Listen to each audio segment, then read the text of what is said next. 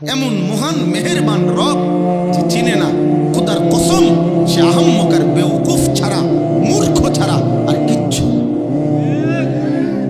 দুই চার শব্দ এই যেগুলা পইরা মনে করছে অনেক ভাত খাইবা, এই ভাত মূর্খও খায়। তুমি তো মনে করছো কিছু পড়ালেখা কইরা মনে করছো বাড়ি গাড়ি করবা, দুনিয়া ভোগ করবা। তোমার চাইতে বেশি দুনিয়া মূর্খ বকলম, নাম দস্তখত করতে জানে না, টিপসই দেয়। এরকম পৃথিবীতে কোটি কোটি মানুষ আছে, হাজার হাজার কোটি কোটি টাকার মালিক, যে টিপসই দেয়, যে নামও লিখতে জানে না। তো ওই দুনিয়া ভোগ করে কেমনে? ওই নেতাগিরি করে কেমনে? ওই বিল্ডিং করলো কেমনে? ওর টাইলস লাগাইলো কা? ওই ওর ঘরের প্রত্যেক রুমে ফ্রিজ, এসি, ওই দিয়ে 1 কোটি টাকা দামের গাড়ি চড়ে। আমি তো দেখছি হেরে যে পিএইচডি হোল্ডার, তার অধীনে চাকরি করে পিএইচডি ডিগ্রিধারী, ডক্টরেট ডিগ্রিধারী, হেরে স্যার কয়। আমি নিজে নিশ্চিত জানি, আমার পরিচয় করে বলছে এবারটা স্যার কি তাই তার বাপেও বোঝে না, কিচ্ছু জানে না, ভাই কিচ্ছু জানে না, ভাই পুরা মূর্খ। কিন্তু বেচারার অধীনে শিক্ষিত উচ্চ শিক্ষিত ব্যক্তি চাকরি করে, উনি বেতন দেয়, মূর্খ মিয়ায় বস।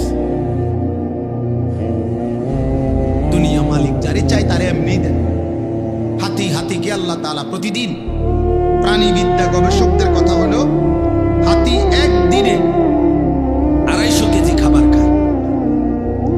জঙ্গলের হাতি 250 কেজি, 90 লিটার পানি পান করে হাতি। তাহলে বলেন দুনিয়া হাতি বেশি ভোগ করে না? কথা বলেন না কেন? তাহলে একটা তিমি কমপক্ষে 200 জন সামর্থ্যবান পুরুষের সমপরিমাণ খাবার একবারে খায়। তাহলে দুনিয়া আমরা কোথায় বেশি ভোগ করলাম বলেন? ভাত কম খাইলাম, দুনিয়া কম ভোগ করলাম, কিন্তু যদি আখিরাত হারাই তো সব হারাইলাম, যদি ঈমান হারাই তো সব হারাইলাম। আমার শায়েখ আল্লামা মুফতি মুশতাকুর নবী কাসেমী হুজুর বলেন, আল্লাহকে পেয়ে কেউ যদি গোটা দুনিয়াও না পায় সে কিছুই হারায়নি, আর আল্লাহকে না পেয়ে কেউ যদি গোটা দুনিয়া 1,00,000 পায়, খোদার কসম সে কিছুই পায়। আল্লাহকে পেয়ে সব হারালেও কিছুই হারায় না, আল্লাহকে না পেয়ে সব পেলেও কিছুই পাওয়া হয় না। দুনিয়া 1000 বার মিললেও এটা আল্লাহর সন্তুষ্টির চিহ্ন না। আল্লাহ বলেন, আমার কিছু বান্দা ধারণা করছে আমি যে তাদেরকে দুনিয়াতে কিছু সম্পদ এবং সন্তানাদি, জি ফুট নাতি নাতি, ভাত তরকারি চাল ডাল, ঘর সংসার, এরপরে টাকা পয়সা, অর্থবিত্ত, জায়গা জমি, বিল্ডিং দালান, ক্ষমতা, প্রভাব, প্রতিপত্তি, মানে এই দুনিয়াতে যে কিছু জিনিস দিছি, আল্লাহ বলেন এগুলো পেয়ে তারা ভাবতেছে আমি আল্লাহ তাদেরকে বড় বেশি কল্যাণের দিকে রাখছি, আমি তাদের উপরে রাজি খুশি হয়ে গেছি। দুনিয়া পাইয়া ওরা ভাবতেছে আমি তাদের প্রতি সন্তুষ্ট হয়ে আছি, এই জন্য দুনিয়া দিছি। অনেক বয়স্ক লোক এটা ভাবে, আপনি দেখি অনেক বয়স্ক লোকের খুশি তৃপ্ত কথাবার্তা শুনলেই আমি সবসময় বলি, দেখবেন অনেক বয়স্ক লোক আছে, 60 বছর 65 বছর বয়স্ক লোকের কথা শুনলে বুঝবেন যে ওনার তৃপ্তি কিসে, উনি সন্তুষ্ট কি কথায়। জিজ্ঞাসা করলে বুঝবেন, চাচা কেমন আছেন? আলহামদুলিল্লাহ হুজুর, আপনাকে দোয়ায় ভালো আছি। কেমন ভালো আছেন? একটু বললে ভালো আছেন। আল্লাহর রহমতে আপনার দোয়ায়, 10 জনের দোয়ায় তারা 3 জন বিদেশ, আল্লাহর রহমতে 4 জন মাইয়া আছে, আল্লাহ করে 4 বিয়ে দিছে, জামাইগুলো ভালো পড়ছে, দোয়া করেন। 4 বিল্ডিং, 4 বাইক বিল্ডিং, আল্লাহর রহমতে টাকা পয়সা দিক দিয়ে কোনো কষ্ট হয় না, যে সুখে আছে।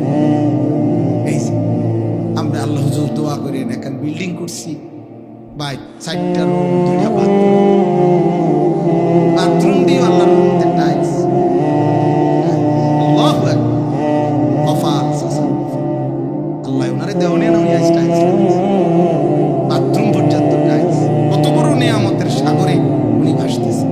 উনি টাইলসে পেশাব করে, টাইলসে ঘুমায়, ওনার ঘাটের তলে টাইলস। বাহ, কপাল আল্লাহ দিছে আমাকে, আল্লাহ দিছে। আল্লাহ রহমতে রাস্তার লগে কত জায়গা দিছে,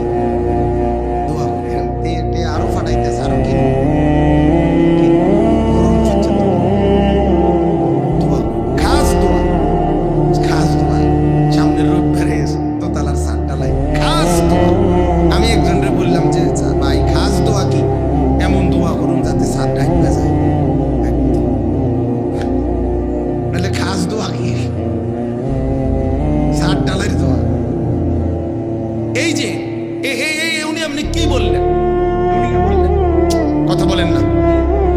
উনি কি হিসাব দিল? এগুলা দুনিয়া না? তাহলে উনি বুঝাইলো এই যে দুনিয়া আল্লাহ ওনাকে দিছে, আল্লাহ ওনার উপরে খুব দয়া করছে, উনি খুব খুশি, রাজি, সন্তুষ্ট। আল্লাহ ওনার উপরে খুব খুশি হইয়া এগুলা দিছে, খুব খুশি হইয়া। আহা মুসলমান, আল্লাহ এটা বলেন না বান্দা, বাল্লা ইয়াশউরুন, আহা বান্দা বুঝলা না, আসলে তারা বুঝে নাই যে আমি আল্লাহ কাউকে যদি দুনিয়া 1,00,000 দেই, 1000 দেই, গোটা দুনিয়া যদি 100 কাউকে পুরাটা দুনিয়া দেই, তবুও এটা আমার সন্তুষ্টির চিহ্ন না, না সন্তুষ্টির চিহ্ন নয়, আমার রাজি খুশির চিহ্ন নয়। যদি এটাই সন্তুষ্টির চিহ্ন হইতো, তাহলে হে মুসলমান, আমি তো কাফের বেঈমানকে যুগে যুগে বেশি দিছি, দুনিয়া বেশি দিছে না? এখনো পর্যন্ত দুনিয়ার অর্থ সম্পদ, বাড়ি গাড়ি বেঈমানদের কাছে বেশি না? কথা বলেন না? আপনি 4 বিল্ডিং দিয়ে অহংকার করেন, 4 বিল্ডিং দিয়ে ইউরোপ আমেরিকার মধ্যে ছাগলও ফালে না। ছাগলের ফার্ম এত বড়, শুকর যেই ফার্মে পালে ওই ফার্ম আরো বড়। সেন্ট্রাল এসি, সেন্ট্রাল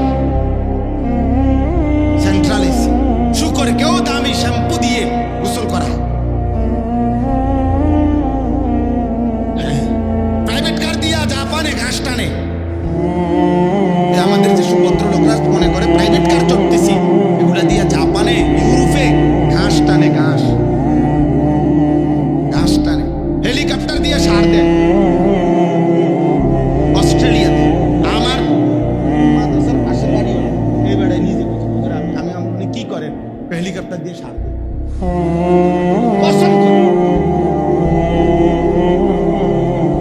হেলিকপ্টার দিয়ে কি দেয়?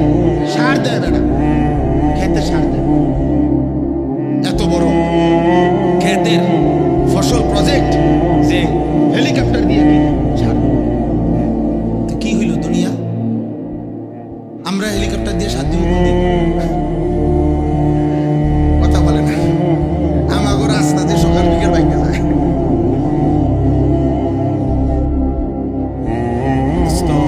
মিলবে না দুনিয়া, 1000 বার মিললেও এটা মালিকের সন্তুষ্টির চিহ্ন না।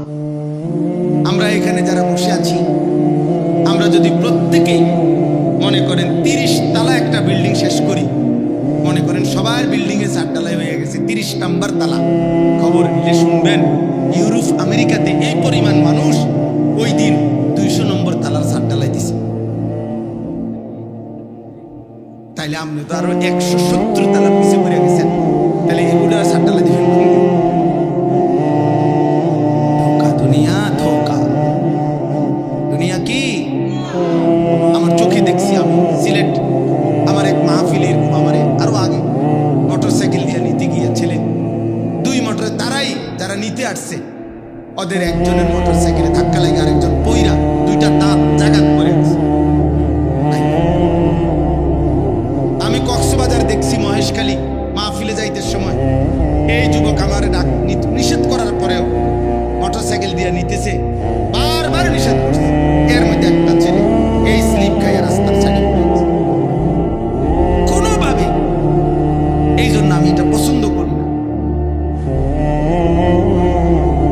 বর্তমান নওজোয়ান, আমি আমার শায়েখ আল্লামা মুফতি মুশতাকুর নবী কাসিমি হযরত সহ গত কয়েকদিন আগে সিলেট ছিলাম। একসাথে দুপুরবেলা আমরা একটা মোটরসাইকেলের শোরুম উদ্বোধন করছিলাম। তো ওইখানে বক্তব্য, সামান্য একটু বক্তব্য দিছিলাম। দিতে গিয়ে আমি বলছিলাম, আপনাদের কাছে আমার অনুরোধ, কিশোর নওজোয়ানদের কাছে মোটরসাইকেল দিতে একটু সতর্ক হওয়া উচিত, যে বাস্তবিক অর্থে সে প্রয়োজনে নিচ্ছে না বিনা কারণে। কারণ কিশোর নওজোয়ান ছেলেদের বর্তমানে এই মোটরসাইকেলের এই অস্বাভাবিক দ্রুতগতির চলার কারণে প্রতিনিয়ত ওরা অ্যাক্সিডেন্ট হচ্ছে। আশ্চর্য হবেন, এই আমার বক্তব্যের 5 মিনিট পরে আমার পরে একজন বক্তব্য দিচ্ছেন, উনি একটি প্রাইভেট মেডিকেল কলেজের চেয়ারম্যান, মেডিকেল কলেজে। উনি বক্তব্য দিয়ে সাথে সাথে এটা বললেন যে আমি হুজুরের কথার সাথে শতভাগ একমত। আমাদের এই মেডিকেল কলেজে প্রতিদিন যে পরিমাণ রুগী আইসিইউতে থাকে, তার 90% আইসিইউ রুগী সব নওজোয়ান মোটরসাইকেল বাইকে আহত। এই পরিমাণ অ্যাক্সিডেন্ট করে যে বাড়ির লগে লগে প্রথমেই আইসিইউতে ঢুকে। এই জন্য প্রিয় নৌজওয়ান, কে দেখে তোমার মোটরসাইকেল? কে দেখে? কারে দেখা?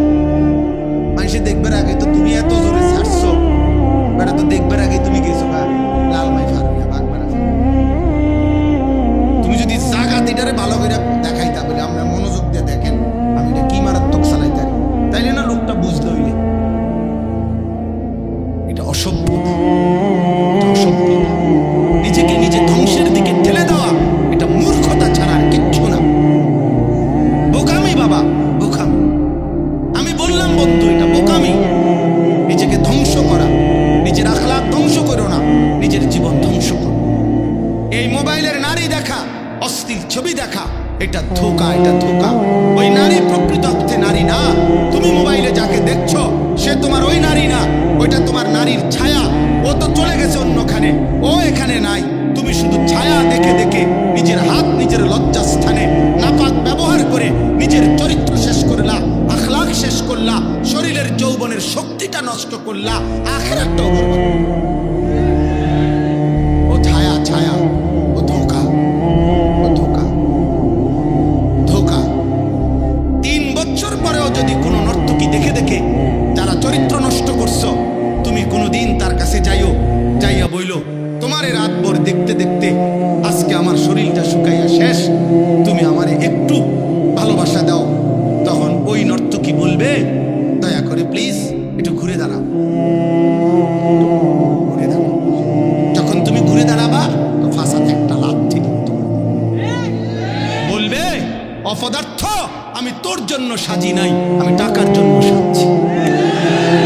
তুই কেন নষ্ট, তুই কেন নষ্ট হইলি? আমি তো তোর জন্য সাজি নাই, আমি টাকার জন্য সাজছি। অথচ 3 দিন আমার মাদ্রাসায় এক ছেলে গত আগস্ট মাসের 5, 6, আমি উদাহরণ দিচ্ছি, 5, 6, 7 গত আগস্ট মাসে আমার মাদ্রাসায় 3 দিনের কিশোর যুবকদের জন্য, স্কুল কলেজ ইউনিভার্সিটির ছাত্রদের জন্য আমরা 3 দিন প্রশিক্ষণ করছিলাম। ওযু, নামাজ, সূরা, কেরাত, দোয়া, কালাম, পাক নাফাক, ঈমান, আকীদার উপরে 3 দিন তাদেরকে শিখানো হয়েছিল। উস্তাদরা, আমরা নিজেরা থাইকা, আমার শায়েখ হযরত নিজে গেছেন। তো ওই 3 দিনের কোর্সে 3 দিন মাত্র ওযু নামাজ শিখছে একটা ছেলে আমাদের এখানে। ওই ছেলে গত কয়েকদিন আগে বাড়িতে স্বাভাবিকভাবে ফেনীতে ইন্তেকাল করছে। গতকালকে আমি নিজে গিয়া ফেরি মাহফিলের আগে তার কবর জিয়ারত করে তারপরে মাহফিলে গেছি। ও মার কাছে বলছে, আয়শা তার মার কাছে, মায় খবর পাঠাইছে আরেক ছেলের দিয়া যে হুজুর রে বইলেন আমার এই ছেলে মৃত্যুর আগে অসুস্থ ছিল, মৃত্যুর আগে 1 সপ্তাহ প্রায় দিন তারে মারে এটা বলছে, মা হাসলেও মরে যাবেন, কাঁদলেও মরে যাবেন, সুখে থাকলেও মরে যাবেন, দুঃখে থাকলেও মরে যাবেন। তো মায় বলছে, ফুতে এই কথা তুই কাঁদতে শুনছ? এ তো আমার নাম বলছে, ওই হুজুরে কইছে। এরপরে সপ্তাহখানিকের মাথায় মরে গেছে। এজন্য দোস্ত মরে যাইবা, এক অনিবার্য বাস্তবতা, মৃত্যু থামাই দিবে। এই হাসি, এই আনন্দ, এই উল্লাস, এই মাতলামি, এই নেশা, এই নারী, এই ছবি, এই অহংকার, এই বড়াই, এই যৌবনের উদ্দামতা সব থামাই দিবে, সব সব থামাই দিবে। হযরত ওমর ইবনে আব্দুল আজিজ বিশ্ববিখ্যাত তাবিঈ ছিলেন, ইসলামের ৫ম খলিফা ছিলেন। তিনি মাঝে মাঝে কবরস্থানে, নিজ পারিবারিক কবরস্থানে দাঁড়িয়ে, আমরা কিতাবে পড়ছি, কবরস্থানে দাঁড়াইয়া উনি কবরকে ডাক দিতেন আর বলতেন, হে কবর, মাযা ফাআলতা বিল আহিব্বা, হে কবর, আমার আত্মীয় স্বজনের সাথে, আমার প্রিয়জনদের সাথে তুমি কি করেছ? আমার চাচারে তোমারে কবর দিছিলাম, আমার চাচার এখন কি খবর? আমার জ্যাঠা তোমার কবরে আছে, আমার বাবা, আমার চাচাতো ভাই, আমার স্বজনরা এই কবরে আছে। এই কবর তুমি বলো আমার আপনজনদের সাথে তুমি কি করেছ? হযরত ওমর ইবনে আব্দুল আজিজ কাঁদতেন আর চোখের পানি ফেলতে ফেলতে তার সাথীদেরকে, যারা তার সাথে থাকতো, ওনাদেরকে বলতেন, জানো কবর আমারে কি বলে? তো বলতো, কবর আমাকে বলে, ওমর ইবনে আব্দুল আজিজ তোর আপনজনের প্রত্যেকের চোখ, নাক, কান, হাত, পাও, শরীরের প্রতিটা অঙ্গ খুলে খুলে আমি মাটির সাথে মিশিয়ে দিয়েছি। বছর আগে রেখে যাওয়া তোর চাচারে কবর থেকে খুলে দেখ, নাই, আমি সমান করে ফেলছি। আমি তোর আপনজনদেরকে মাটির সাথে মিশাইয়া মিটাই দিছি। আমার মাটি আমি আমার সাথে মিশাই দিছি। মাটি থেকে তৈরি না আমরা, কথা বলে না কেন? তো মাটি যেন বলে আমার মাটি আমার সাথে আমি কি করে নিছি, মিশাই দিছি। এই জন্য দোস্ত, এক অনিবার্য সত্য, চূড়ান্ত বাস্তবতা, এক চিরন্তন সত্য, তুমি মরে যাও, আমিও মরে যাব, বাবারাও মরে যাবে, মায়েরাও মরে যাবে, পর্দার আড়ালের বোন আপনিও মরে যাবেন। এজন্য অভিভাবক যারা আছেন, ছেলেকে ফিরান, মেয়েকে ফিরান, স্ত্রীকে ফিরান। একজন বাবা মায়ের প্রধান পরিচয়, যদি সে মুসলিম হয়, মুসলিম অভিভাবকের প্রথম পরিচয়, তিনি তার অধীনস্থদেরকে ঈমান আমলের উপরে, আখিরাতের উপরে রাখার সর্বোচ্চ চেষ্টা করবেন। এটা হলো মূল বিষয়। এমন অনেক ছেলে হইতে পারে যে একবারে আজকে 3 দিন হুঁশ নাই, কিন্তু 3 দিনে এক ওয়াক্ত নামাজ পড়ে নাই। তোমার এই বেহুশি দ্বারা তেমন কোনো ফায়দা নেই।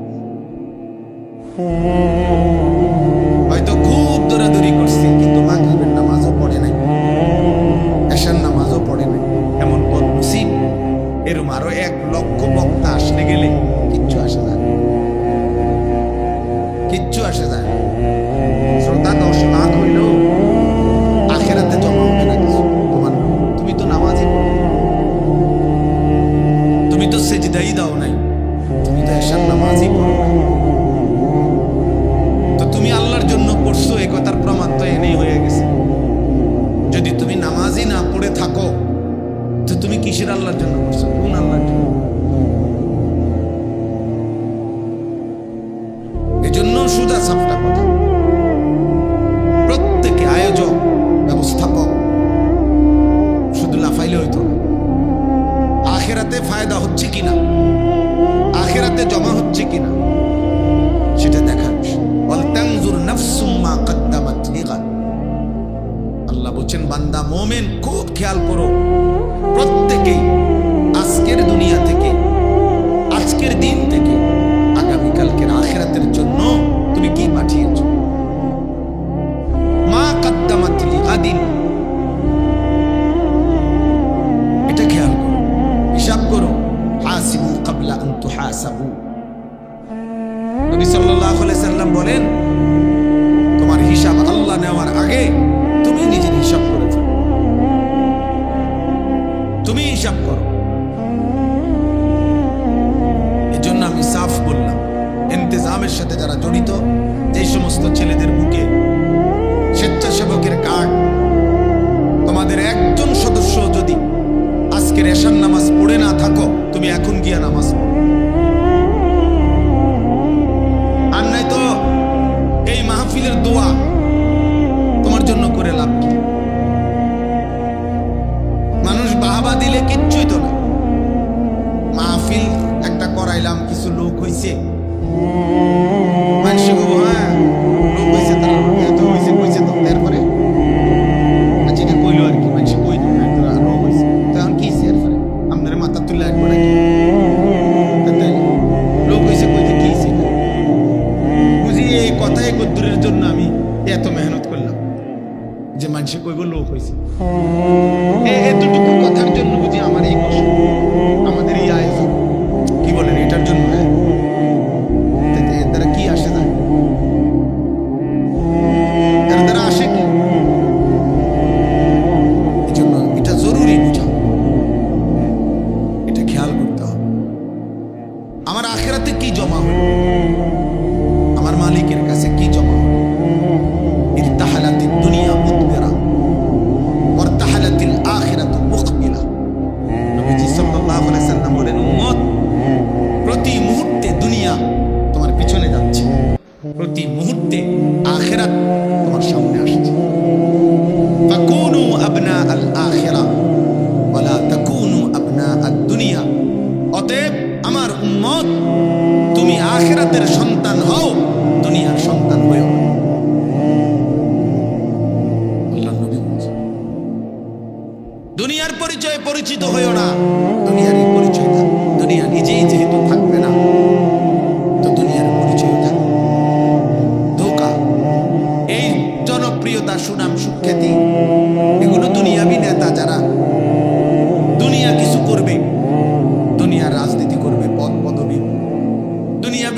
কিছু অর্জন করতে চায় তাদের জন্য হইতে পারে, কিন্তু আখিরাতের বিবেচনায় এই পদ পদবি সুনাম সুখ্যাতি জনপ্রিয়তা হুলস্থুল লাফালাফির কোনো মূল্য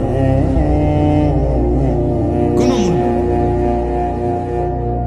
আমি অনুরোধ করি, আবারও বলছি, প্রিয় ভাই নওজোয়ান, এশার নামাজ, ফজরের নামাজ, আজকের সারাদিনের এক ওয়াক্ত নামাজ পড়ো নাই, তোমার তো ব্যক্তির ভালোবাসায় কোনো আলেমের কিচ্ছু আসে না।